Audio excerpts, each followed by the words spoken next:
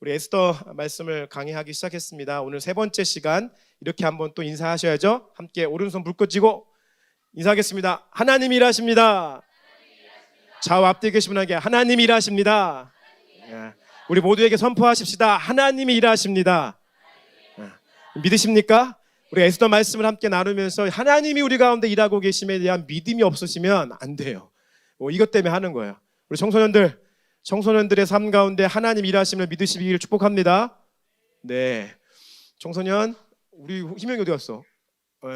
늦잠 잤지?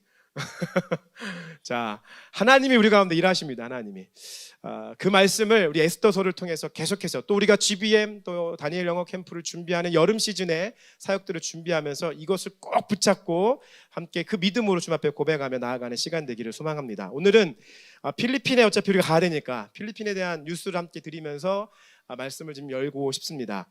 필리핀에 이제 새 정부가 들어섰어요. 새로운 대통령이 세워졌는데 새로운 대통령의 이름은 마르코스 주니어입니다. 마르코스 하면 좀 세계사 혹은 이제 국제적인 내용들을 조금 이해하시는 분 중에는 낯선 이름일 겁니다. 그러니까 좀 낯익은 이름일 것입니다.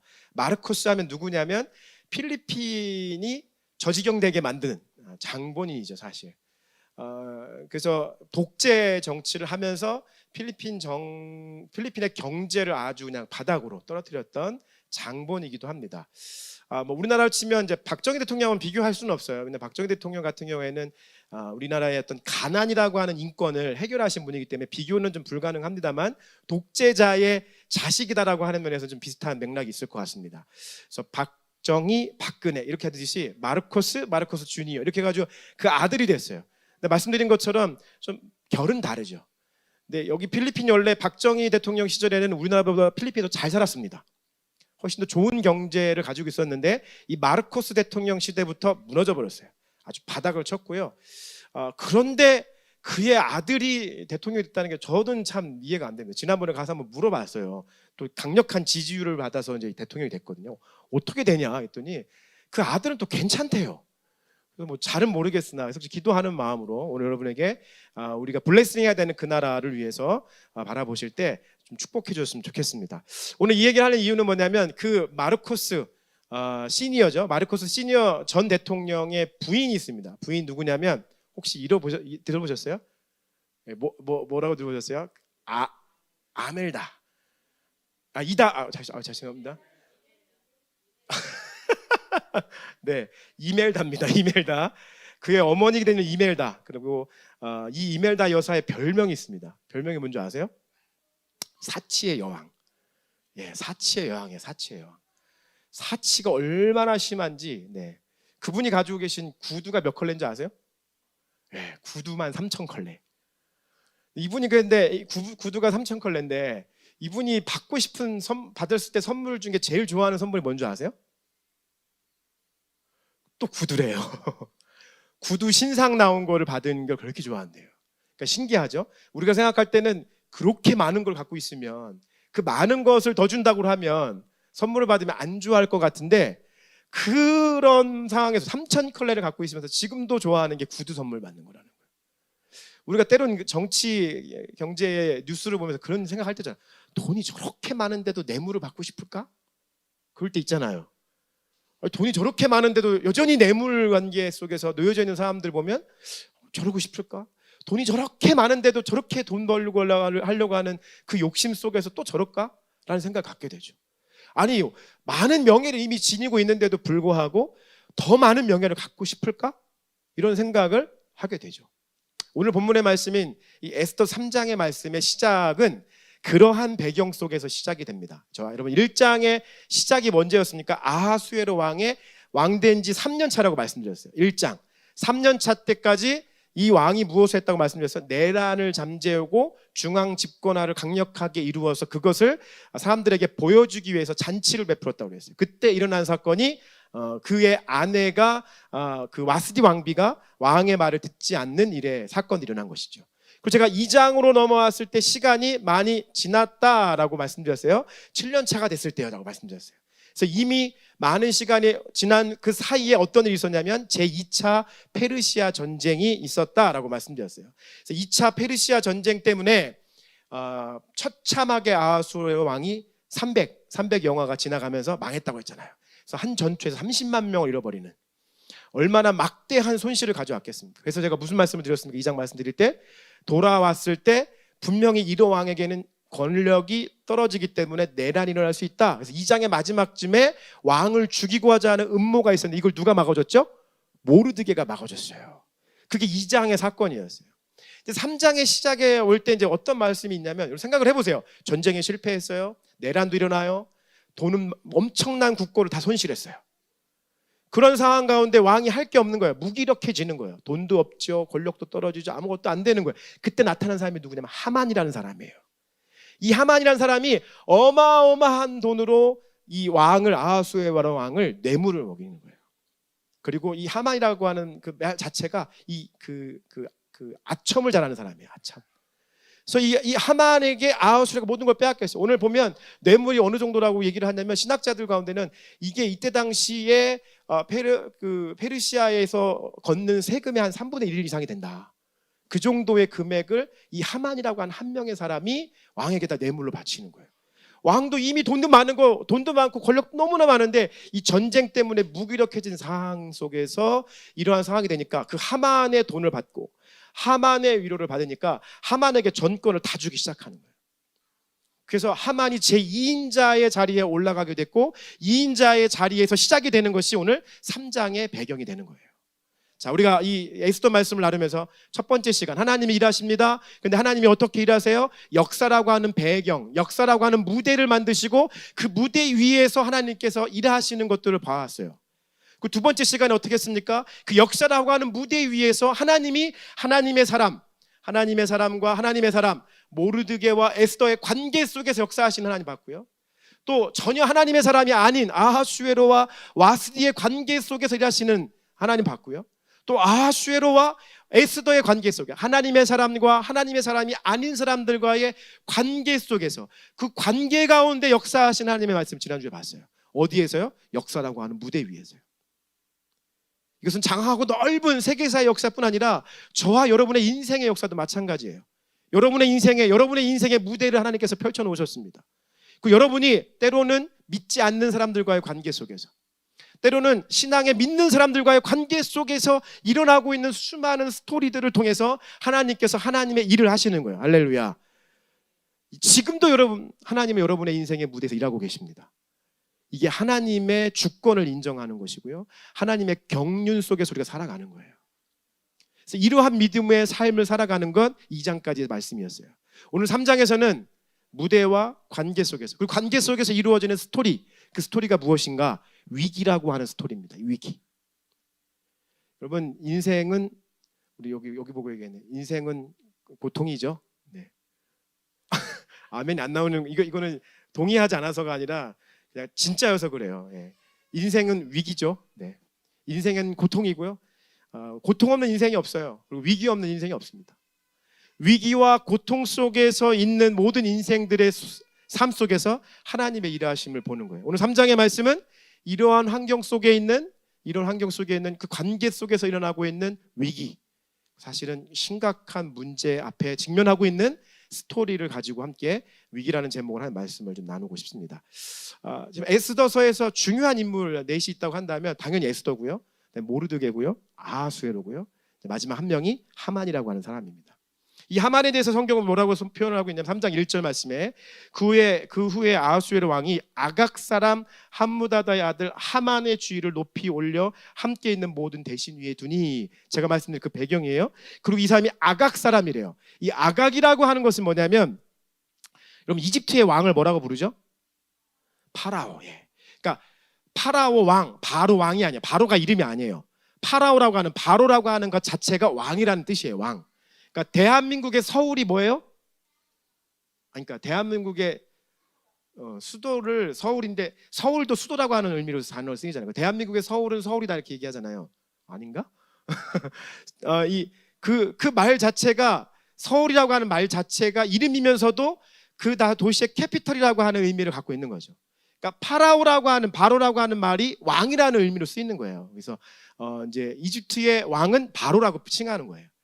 아말렉이라고 하는 족속 혹시 기억나요? 아말렉의 왕의 이름은 뭐냐면 아각이에요. 아각. 아각이라는 말 자체가 아말렉 족속의 왕의 명칭이에요. 명칭. 그래서 아각 사람이라고 하는 것은 하마는 무슨 뜻이에요? 아말렉 자손의 왕족이다라고 하는 걸 얘기하는 거야. 아말렉의 왕족이다. 여러분 혹시 기억나세요? 모르드게는 이스라엘 백성인데 어느 지파인지 기억나세요? 어느 지파? 예? 베냐민 지파. 확실히 여기가 무슨 생이네. 네. 베냐민 지파였어요. 베냐민 지파. 아직 사무엘 성배같이 모델가 물고 가지고, 그지? 베냐민 지파예요. 베냐민 지파. 이 베냐민 지파이면서도 이 모르드게를 이렇게 소개할 때 에스더서는 뭐라고 얘기하냐면 사울의 집안이라고 얘기했어요. 그럼 무슨 뜻이에요? 여기도 왕족이죠. 지금 하나님이 역사의 무대를 꾸미셨는데 그 역사의 무대 속에서 두 명의 사람을 이렇게 딱 끄집으시면서 이렇게 우리 작가도 있으니까 작가적 시점에서 한번 생각을 해보세요. 지금 하나님께서 이 긴 역사 속에서 무대를 만드시고 그 위에 아주 절묘하게 두 명의 사람을 딱 등장시키는데 한쪽은 아말렉의 왕족이고 다른 한쪽은 몰락한 사울 왕의 왕족의 자손이에요. 이 두 사람이 지금 페르시아라고 하는 땅의 무대에서 만난 거예요. 생각해보세요. 2장까지 모르드게가 에스더가 왕비로 뽑힌 미스 페르시아가 될 때까지 그 과정 속에서 무엇을 주지시켰냐면 네가 유대인이라는 것을 절대 얘기하면 안 돼. 유대인이라고 얘기하지 마. 알려주지 마. 계속 얘기했어요. 그리고 3장에 넘어와서 이것에 반전이 일어나기 시작하는 거예요. 자, 모르드게가 베냐민 지파의 가문 속에서 멸망한 왕족의 가문으로서 고민을 해보는 거죠. 그 가문 속에서 왜 우리 가문이 멸망했을까? 왜 안 됐을까? 무엇이 문제였을까? 라고 여러 가지를 고민하셔야 돼요. 여러분도 여러분 인생 가운데 무엇이 잘 안 되고 안 풀리고 잘 되지 않는 어떠한 영적인 지점이 있다고 한다면 그것에 대한 깊은 고민을 가지셔야 돼요. 할렐루야. 할렐루야. 저는 그것을 말씀을 많이 드리는 것 중에 하나가 쓴뿌리예요. 여러분의 인생 가운데 여러분의 인생이 풍성하고 성공적으로 살아가지 못하게 만드는 그 강력함들, 그 강력함의 근원 중에 하나가 쓴뿌리인데 이 쓴뿌리가 해결되지 않으면 사실 풍성한 믿음의 삶을 살 수가 없어요. 우리 집사님들은 누군 항상 제가 양육하면 쓴뿌리를 꼭 먼저 얘기해요. 쓴뿌리를 반드시 해결하셔야 됩니다. 그래야 풍성한 믿음의 삶을 삽니다. 모르드게처럼 왜 우리 집안이 계속해서 이렇게 몰락만 했을까에 대한 그 쓴뿌리의 근원을 찾아가는 거예요. 그래서 모르드게의 결론이 무엇이었느냐? 우리 가문이 하나님께서 아말렉을 진멸하라고 했을 때 진멸하지 않았구나 라고 하는 결론에 도달하게 됩니다. 왜냐하면 하나님께서 출애굽한 이스라엘 백성에게 출애굽기 17장 말씀에 아말렉 백성을 반드시 진멸하라고 말씀하셨거든요. 그리고 신명기 25장에 보면 그 아말렉 백성을 진멸해야 되는 이유에 대해서 명확하게 설명하고 계세요. 그 나중에 이 사울 가문이 왕이 되었을 때 찬스가 왔습니다. 여호수아 군대가 이루지 못한 찬스가 왔는데 그 사무엘상 15장이에요. 거기에서 아말렉과 전쟁에서 승리했고 아각 그 왕을 죽일 수 있는 절묘한 기회가 왔을 때 아각 왕을 죽이지 않았습니다. 사울이 불순종한 거죠. 그 아각 왕을 놔줬습니다. 그리고 갖은 각색의 이유를 들어서 동물도 죽이지 않고 뭐 제사할 때 필요하다 뭐 이런 얘기하면서 사무엘상 15장에 가면 그러한 모습이 나옵니다. 이것이 하나님 앞에 엄청난 범죄라고 하는 사실을 베냐민 지파, 특별히 사울 가정의 가문들은 자기 가정에 있는 쓴뿌리를 보기 시작한 거죠. 그래서 모르드게는 이 가문에 전통적으로 내려오고 있는 이 부분에 대해서 명확하게 이겨내야 되겠다라고 하는 신앙적 관점을 가지고 있었습니다. 그리고 3장에 시작되는 그 하만이 얼마나 기세가 등등했냐면 모든 대신들이 왕에게만 절을 해야 되는 게 당연하잖아요. 근데 이 자기도 신하인데 모든 신하 대신들에게 절을 받고자 하는 이 법을 만들었어요. 왕을 잘 꼬셔가지고. 근데 그 중에 한 명 모르드게가 자기도 절을 안 하는 거예요. 이게 이제 막 신학자들 사이에서 많은 얘기가 있는데 뭐 제가 보는 눈과 또 제가 동의하는 것은 뭐냐면 이것은 신앙적 문제인 거예요. 지금 제가 말씀드린 것처럼 신앙적 문제. 어떤 신앙적 문제입니까? 지금 하만은 누구예요? 어떻게 보면 그들 가문의 쓴뿌리의 중심이 하만에게 있는 거예요. 해결하지 못했던 그 쓴뿌리가 하만, 아각 사람, 아말렉의 왕의 족속인 거예요. 그거를 모르드게는 알았던 거죠. 그래서 그거를 해결하고자 합니다. 다 절하는데 모르드게만 절하지 않습니다. 심지어 제가 말씀드렸죠. 2장에서 야 에스더야 우리가 유대인인 거 얘기하지 마 라고 얘기했는데 절체절명의 위기 속에서, 하지만 이 쓴뿌리를 해결할 수 있는 그 상황 속에서 바르게 직면하고 모르드게가 뭐라고 얘기하면 나는 유대인임을 얘기하는 거예요. 여러분, 인생 이런 겁니다. 신앙은 이런 거라고요. 진짜 위기가 왔을 때 자기의 정체성을 정확히 밝히는 것이 진짜 신앙이라고요. 우리가 살아가는 동안에 때로는 평상시에 나 교회 다녀 이런 쓸데없는 얘기는 아니지만 이런 얘기 안 하셔도 돼요. 그냥 크리스찬으로 잘 사시면 돼요. 근데 언제 우리가 밝혀야 되죠? 신앙의 위기가 왔을 때, 문제가 있을 때는 명확히 밝히셔야 됩니다. 나 그리스도인이야. 나 교회 다니는 사람이야. 신앙이 흔들릴 수 있는 세상 사람들이 봤을 때 여전히 옳고 그름을 떠나서 여전히 세상에서는 크리스찬이 술 마시고 담배 피는 것에 대한 부분 속에서 신앙의 싸움들을 합니다. 그 어떠한 것들, 성적인 문제, 재정의 문제, 이런 걸 앞에 우리가 씨름을 합니다. 그럴 때는 우리가 당당하게 내가 그리스도인임을 밝히고 그리스도인답게 신앙생활을 해야 되는 것입니다. 그게 오늘 모르드게의 신앙의 정신입니다. 위기가 왔습니다. 절을 해야 됩니다. 근데 모르드게는 알고 있었어요. 그 하만이 아말렉 족속의 왕손이라는 걸 알고 있었어요. 그걸 해결하고자 무릎 꿇지 않습니다. 절하지 않습니다. 당당하게 밝힙니다. 나는 그리스도인이라고, 나는 하나님의 자녀라고 밝히게 됩니다. 나중에 하만이 자기에게 무릎 꿇지 않는 모르드게를 알게 됐고, 그 모르드게가 보니까 이 하만 족속에게도 어떤 생각이 있었겠어요? 철천지 원수 같은 게 누구예요? 유대인이에요. 그 중에서도 이제 이 왕족이라고 하는 이 베냐민 지파, 뭐 알면 알수록 더 죽이고 싶은 마음이 생기는 거예요. 근데 우리가 여기서 고민하게 되죠. 어떤 고민을 하게 됩니까? 하나님 어떻게 믿음 없고 신앙생활도 저렇게 안 하고 있고, 진짜 악인 중에 악인인데 어떻게 저 사람 저렇게 잘 나가요? 쟤는 왜 이렇게 잘 나갈까요? 왜 이렇게 떵떵거리며 살죠? 하는 것마다 다 잘 되네요. 어떻게 돈은 많아가지고 왕한테 저 정도의 뇌물을 바치고, 어떻게 저렇게 잘해가지고 그 기세가 끝을 알 수 없을 만큼의 기세를 가지고 살아갈까요? 생각합니다. 그럴 때는 하나님한테 원망 섞인 어조로 주님 앞에 기도하기도 하죠. 여러분, 하나님은 따라하겠습니다. 하나님은 역전의 명수. 하나님은 역전시키는 것을 되게 즐거워하세요.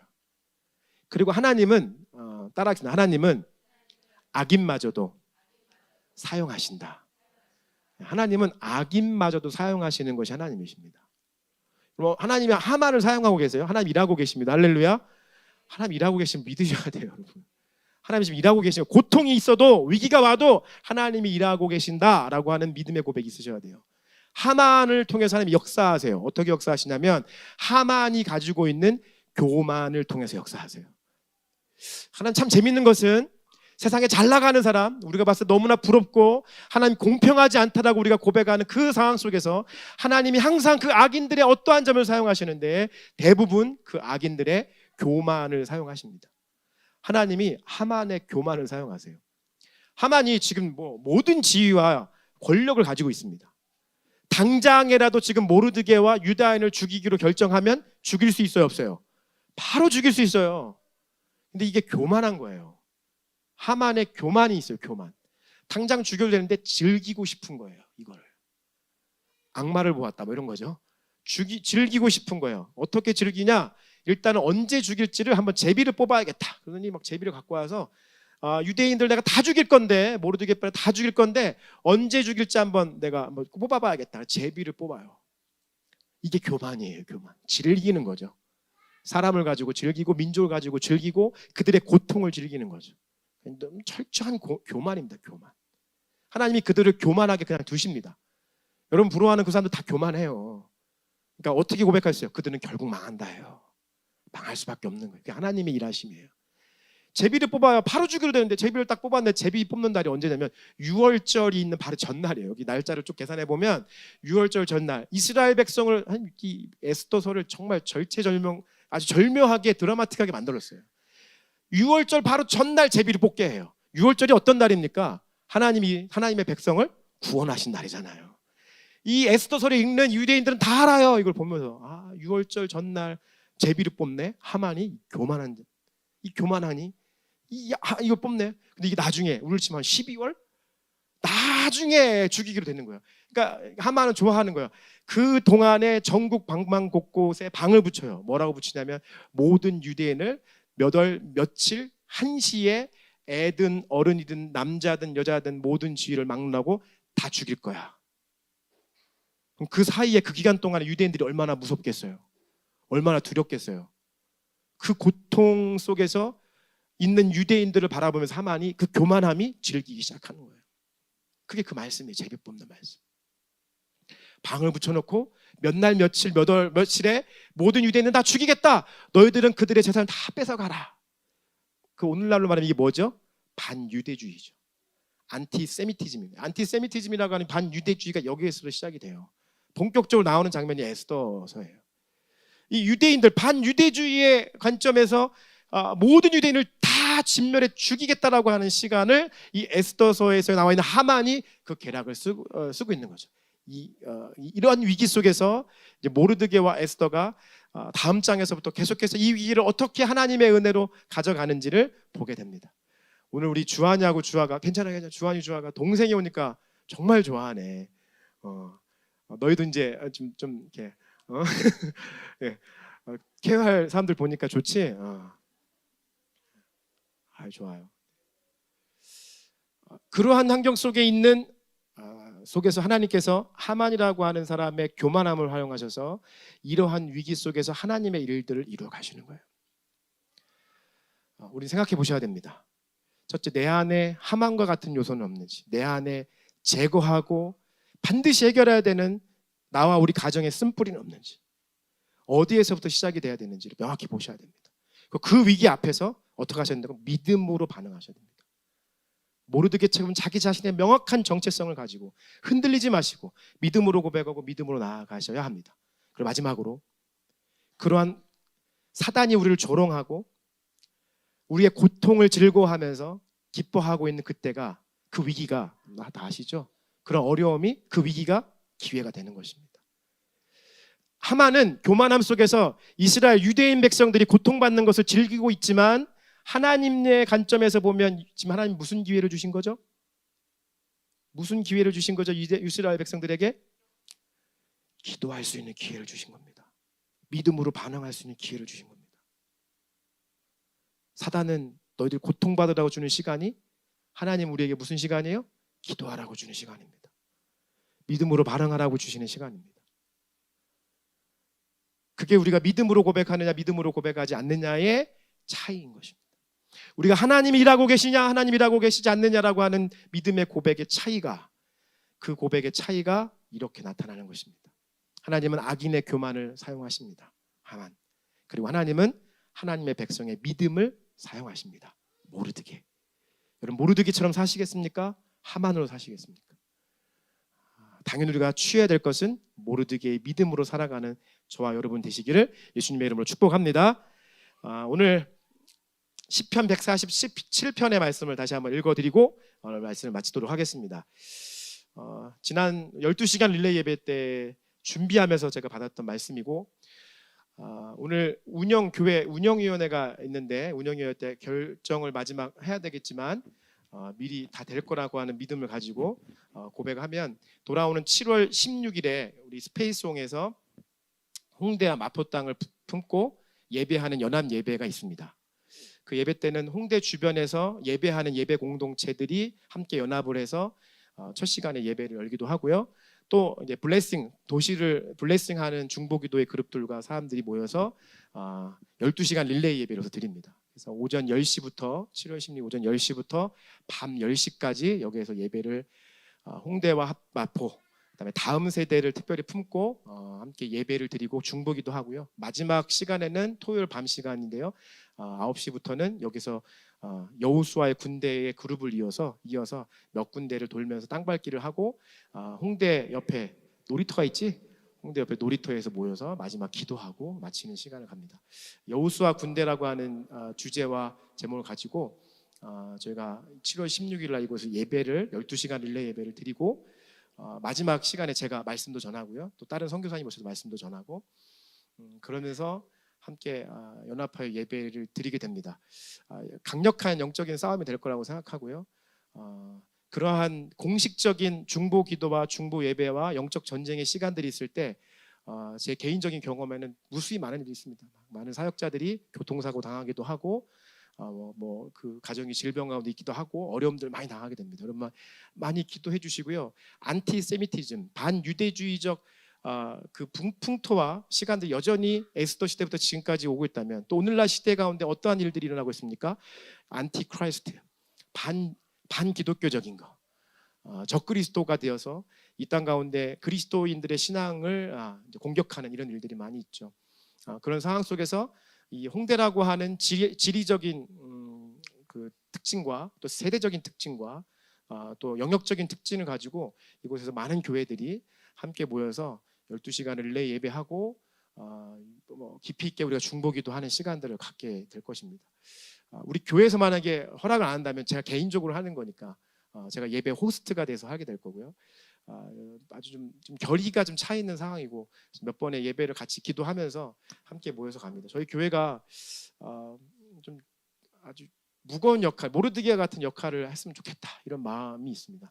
여러분 시간을 꼭 내실 수 있으시다면 꼭 내시고, 광고는 지금 하지만 사실 몇 개월 전부터 같이 기획하고 기도하고 회의도 하고 그런 시간들을 좀 거쳤습니다. 그래서 지난번에는 블레싱 시티 인 용인에서 할 때 저희 전도사님들하고 제가 같이 또 다녀오기도 하고요.